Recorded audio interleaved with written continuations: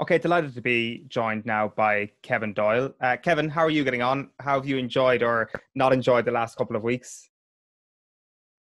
It's becoming the norm, I think. Like most people, we're lucky. We're in the countryside. We've got lots of horses here that are busy at the moment, foaling and stuff. So we're kept really busy.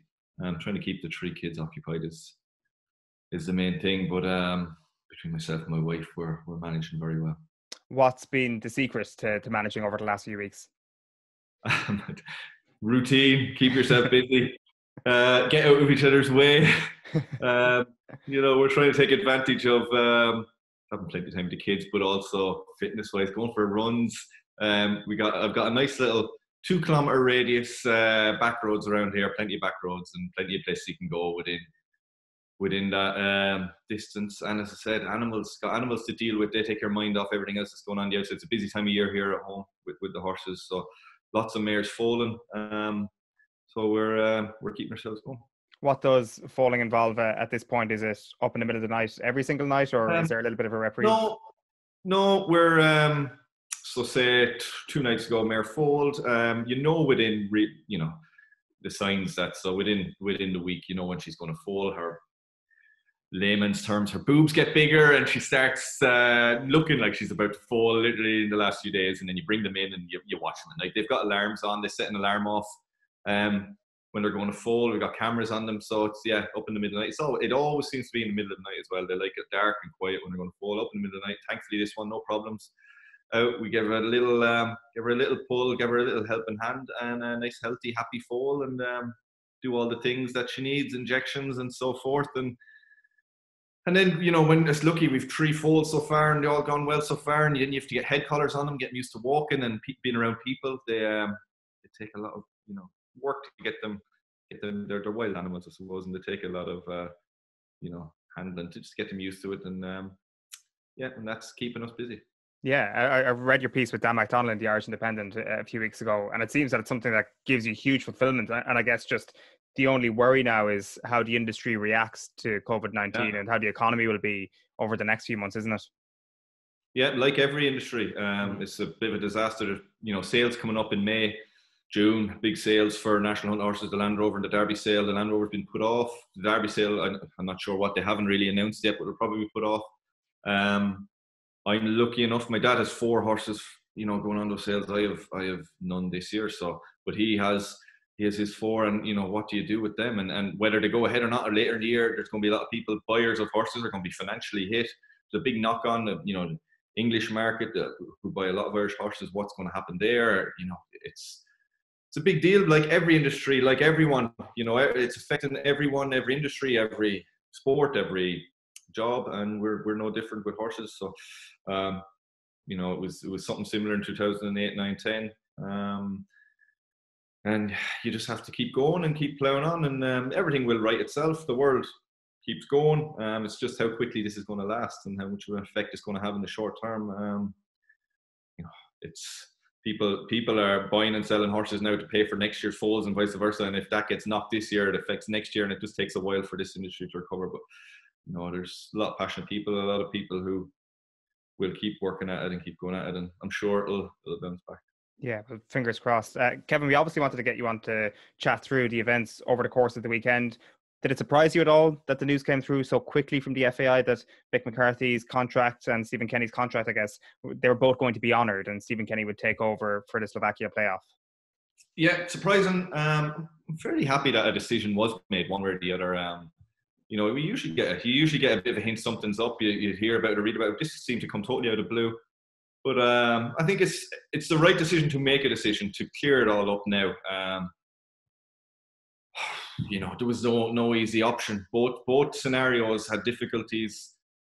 It's a toss of a coin whether this is the right way to do it or to keep on Mick and delay everything, push everything back a year. Looking at it from my opinion, I can see the pluses both sides. I probably would have stayed where we were and kicked the can down the road for a year or whatever and got Mick through to the Euros. He's the one who's put us in this position. It's his squad of players. You feel like it's his baby, if you know what I mean. Now it's going to be a strange one for Stephen. Does he keep this squad? Does he work with this squad, or does he start, bringing in his ideas and his players straight away to get to try qualify in the playoffs? I don't know. It's a difficult one. He's plenty of time to think about it over the next few months. He's not going to be doing too much. So, yeah, it's a tough one for him. Tough one for Stephen. I think it must be, Mick is saying he doesn't want anyone's sympathy, but it must be tough. He's come in under difficult circumstances. I think he's done exactly what you expected. It hasn't been fantastic, but it's been steady, and he's just got everything settled down, and he put us in a position to possibly qualify. So I think he's left us in a better place than we were when he took over, and that's what he was hired to do. I'd like to have seen him. I would have personally liked to see him finish it off one way or the other, whether we got there or not, and then it's a clean slate for Stephen. But listen, it was a difficult decision either way. A decision was made. Whether they were going to come out and announce that Mick was staying on and pushing on, I think it's great that they have cleared it up fairly earlier than I expected. They didn't need to do it now. They could have waited, but I'm glad they did. Yeah, absolutely. And I think that given everything that's happened in the FAI over the last 18 months or so, actually making a decision by honouring a contract is certainly the course of action they want to take, isn't it? And on top of that, there is the added complications of the uncertainty. There is a possibility Ireland are playing Slovakia in September. It could be November. It could be 2021. And all of a sudden, then you've got two competing contracts and an organisation that's also had a lot of financial difficulties over the last 18 months. They don't want that either. So you could probably understand why they've come to this decision and how logically it made a lot of sense. Definitely. It's the easier of the two. Mixed contracts ending anyway. Obviously, the bonus side of it, if we get to Euros, that's a bit of a minefield. But it is the easier option to do. The other option would have taken probably a bit more negotiation. I'd imagine they could have come to it pretty quickly in agreement. I don't know. I'd imagine if it put a reasonable argument, Stephen wouldn't have dug his heels in. And financially, the FAI probably couldn't have hired Mick for another year on the wages he was on. But I think the fact he was, chance to go into the Euros, I'm sure they could have come to an agreement to extend his contract to see him through that at reduced terms, because he's a good man, Mick, and he's an honourable man, and he would have loved to have been able to bring that squad to the Euro. So I don't think that would have been an issue. It just would have all taken a bit more thought, negotiation, and the way they've gone is a lot more clean cut and done, and let's just move on. And I can totally see why they've done it. But it's just hard to, it'll be interesting when it comes around. If we do get through the playoffs, even Stephen, I'm sure he'll be at pains to point out, Mick has got us so far, and vice versa. We're going to be talking about it for a while. And if they do get to the Euros, I'm sure Mick will feel, if they do qualify, it's a long way away now. But if they were to win that playoff, get to a Euros in a bit's time, it'll hit Mick then. That'll hurt, I'm sure, because he feel it was his team, and he was the one that did most of the work. It's interesting when you think about it, and it's on that point you raised there. You do wonder if there's actually been a shift in attitude towards Mick McCarthy from the FAI, that if you're saying there that they could have worked something out to carry him into the next few months or the next 12 months or whatever it might have been, that almost seems akin to how they were thinking about the whole situation when he was initially appointed, because it seemed to me that Stephen Kenny was going to be brought in after the Euros and after the tournament that we absolutely have to qualify for. It's a tournament that will have games in Dublin. We need to qualify, so we put in a safe pair of hands in Mick McCarthy. Now, there's obviously been a change in the FAI hierarchy, which would explain it, but it does seem that there has been a change in attitude towards Mick, that perhaps the safety of his hands they don't seem as much of a sure thing as they did back in December 2018. Yeah, I suppose you could look at it like that. I don't know. Mick gives a comfort. He gives a comfort to fans. When you're interviewing him and people, he's very good. He's very, he's seen it all before. So that argument still holds. Where there's going to be a lot of talk and a lot of difficult times over the next few months and leading up to those games, if they do go ahead or whatever. And he would have been very well. He's seen it all. It would have been no problem to him. So for Stephen now, he's got to deal with a few different issues that he's never had to deal with before. At the end of the day, he's still a young manager who his first senior international job. It's the most scrutiny he's ever going to be under from a press point of view, and the most pressure he's ever going to be under. All that is going to hit him in September, October, November, and we all say let's give him time, and he deserves time, and I do think he's very good. He comes across very well. I don't know him that well. I played against him as a manager years ago, and I've met him a couple of times. But from watching his teams play, I enjoy watching his teams play. So, but it'll take time. It won't happen in November that he comes in and we look all of a sudden the best footballing team in the world or anything like that. It's going to take time, and he's going to be under pressure if we get bad results and we don't qualify, and all of a sudden there's going to be, well, he shouldn't have got the job, and there's going to be a gap of a few months before he gets the chance to go again the following year to qualify for next tournament. So it's going to be a big sort of learning curve for him to deal with all that goes on. I'm sure he's well able for it, but it's going to be, you don't know till you're under that sort of scrutiny and pressure whether you are able to deal with it. And it's going to hit him for the first time in October, November. All the interviews, the first bad result that comes, all that sort of stuff that comes with managing an international side, front page news after games. So it's going to be, I just hope he's given a chance to get his ideas across and build, and not be, put under the sort of pressure maybe that Steve Staunton or someone like that was in the first few months of his job, that he's given time to build and not just judged on playoffs in November or the first 2 games next campaign. Because to get his ideas across and get new players in, there's a lot of older players in the squad are going to be leaving now to get all that right. It's going to take a bit of time. He's got good, his coaching staff and everything seem like I think it's going to be a big addition to things. So we've got the right people behind them, but again, you don't know. I know if I'm repeating myself, you don't know till he's in that position. He's not been in as good as he's done with Dundalk and as good as he's done with the Ireland under-21s. It's not the same as managing the Irish international team. Not the football and the coaching, dealing with players. If you well impressed, it's the outside. All of a sudden, he's the main man in Ireland regarding managing sports teams, and the pressure will be on him. Yeah, absolutely. From your experience, Kevin, how long would it take for a manager with a small bit of a different philosophy to a previous manager to actually implement his ideas on an international team? You should, you usually, if you get that couple of weeks at the end of a season, you get those breaks and that chance, in the summer teams, you get them together, you get a good long spell, maybe 10 days, 2 weeks, working daily at the training ground, a couple of sessions a day. He can get his point across. And most of the teams in England, most of the lads who are playing in managers and squads and the way they play now will be similar to the way Stephen wants them to play. Their club football won't be a million miles different. So he should be able to get his point across pretty quickly. It's tough though. Will he have that? I don't know. I'm looking at we don't know what the fixtures are. We have no idea, but it seems to be a load of fixtures in a short space of time, possibly in around October, November. So he mightn't get to do much on the training ground with them. So again, it's just another obstacle he'll have to overcome. But he's overcome them in his career to date to get this far, and he knows the players. He's been watching behind the scenes. He's seen what goes on. He's an advantage coming into the job, I suppose. In that respect, he knew he was getting the job, so he'll have his homework done.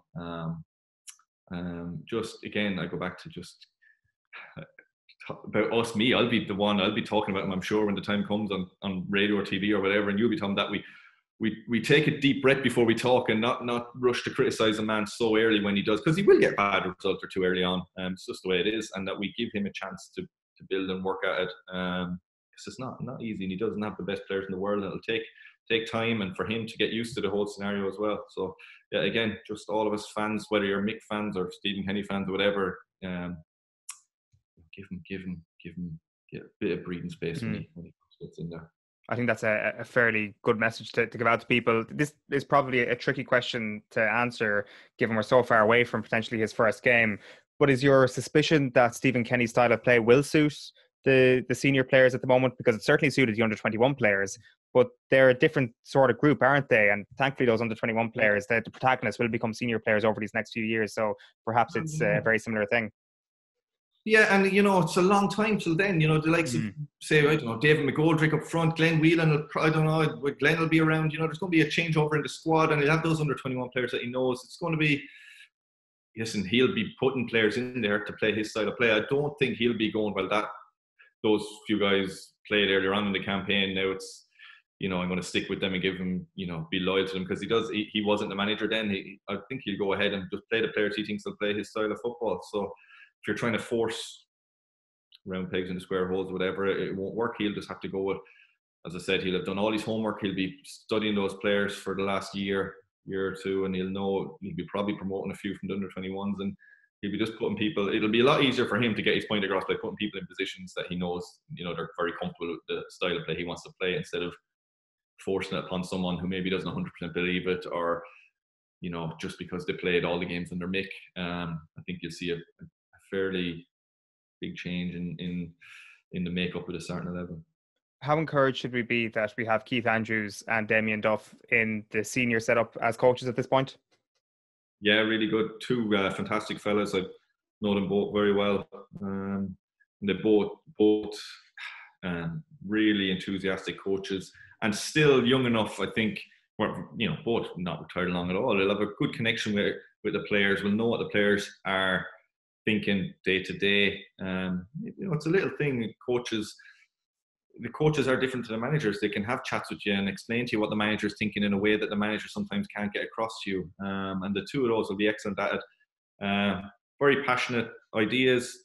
Both of them, I don't know exactly, but they both have the same opinion on the work that needs to be done and the style of football that needs to be played. And Keith has been with Stephen now for a good while, so it's easy for him. But Damien knows them both well, and it'll be interesting to see them work. And again, giving them more than the first few games before you rush and judge and jump the gun, giving them a year, 18 months to get themselves settled in, get their ideas under the table. Because they're again senior international job. This is a massive job for both of them. Fantastic club careers. Damien's a Premier League winner, but it's different being a coach. But he's put the groundwork in over the last few years, and it's what speaking to him about it. I didn't think he would be a coach, and he didn't think he would be a coach. But he told me once he dipped his toes in the water, he just loves it. He loves everything about it. He's really passionate about it. So have someone of such a fantastic ability as a player. We don't have too many Premier League winners in Ireland, and to have him coaching and wanting to be involved at underage in the League of Ireland setups and now in the senior team is really, really, really impressive. Shows you what a top bloke he is. That's actually almost a really encouraging way of a career as a coach to be carved out, isn't it? As you say there, that perhaps he wasn't overly interested in it in the first place, which tells me that he's not in it for the sake of being a coach, for the sake of, wearing the suit on the sideline and having big days and getting the adrenaline rush as a manager. He's almost found his way into this, or coaching has found him, and he's clearly doing it for the right reasons then. I'm not sure if you go along with that. No, definitely. He's not doing it because, I don't know his financial situation, but I'd imagine he's not doing it for the money. He was getting up at 6 o'clock in the morning to have the Shamrock Rovers under 15s in training. He was putting the hard yards in. It wasn't something I think he thought about too much during his career. I want to be a coach. I don't think he told me the last thing he wanted to do, I think he said to me, was be a coach. So yeah, It is purely a love of, once he did it, a little bit of it, he loves it. He's passionate about it. He, that's what you have to be at your job. And he moved his family home to Ireland and was set up here. And then for work, he moved over to Scotland to work with Celtic. And it's a big commitment to do that when you don't need to do it. And that just shows his feelings for coaching and how he wants to develop and get better and improve himself. And he started all over again as a coach. Being a top player to starting with underage teams and getting his badges and doing it that way and discovering, I suppose, his method and his style and his way of going about it. And it looks like he's he's got a long-term plan to be, I'd imagine, be the Ireland manager one day, or be a manager in the Premier League or the Aircom League or whatever it may be. But he seems to be going about it the right way. Absolutely, it's been like something that the FAI have acted with great decisiveness as well over the last couple of days in terms of getting in these backroom teams, in terms of putting in Duff and Keith Andrews, and then John O'Shea, of course, in the backroom team for the 21s. It leaves the situation now at the time of recording where we don't know where Robbie Keane is going to end up. He's obviously got a couple of years left on his contract. It's a tricky one, Kevin. You can't force a manager to take a coach into his team, which is obviously the situation that they couldn't allow Stephen Kenny to be put under. He couldn't be forced to take any coach that he didn't want part of his coaching team. But at the same time, it's probably wise to keep Robbie Keane sweet, to not burn any bridges with one of the country's greatest ever footballers. Exactly. And it's not his fault he was given a 4-year contract or whatever. It seems a strange one now when you're looking at it. You'd imagine it'd been the same length as the coaching setup he was involved in. But I'd imagine he was given a 4-year contract to be in and around one of the squads or one of the teams, help the FAI somewhere. So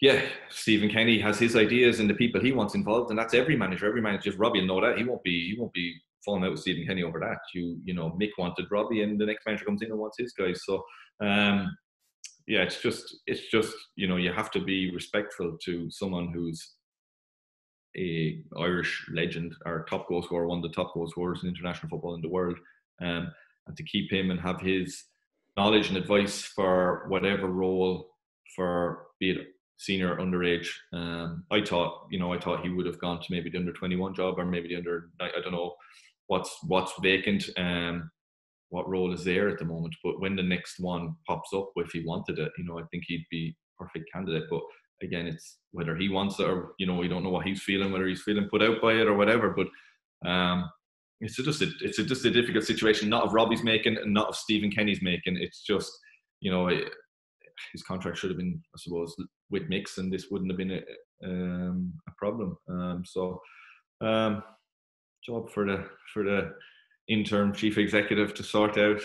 Not easy. You have to be clever about these. You want, as you said, you want to keep Robbie on your side, someone of his experience and stature in the game. You know, you want him with you. You want him helping your association. You want him helping your country, and he will help our country. But you know, to keep him sweet, I suppose, as good as any other word, because his knowledge, his status is unmatched in Ireland. I think, you know, to have him representing you, I don't know what role you can give him right now, but again, the FAI are in a difficult situation financially, so that's another issue that they have to deal with. And again, I don't know what his contract situation is, but if you to believe the papers, it's going to cost him a few pounds. So, yeah, tough one for the CEOs. I think they've acted really well so far. This is a tough one for them, that they didn't have this, you know, everything else sorted out, that this one was left sort of hanging. You know, have been so clear cut with all the other stuff. They've been a bit snookered with this one, and they can't seem to don't have a solution right now. They're maybe waiting on Robbie's response to things. Yeah, for sure. This is what happens when you inherit a couple of issues here and there, and a little bit of incohesion, but I'm sure it'll get sorted over the next couple of days. Listen, Kevin, it's been great chatting to you. Look after yourself, and glad to hear you're keeping busy.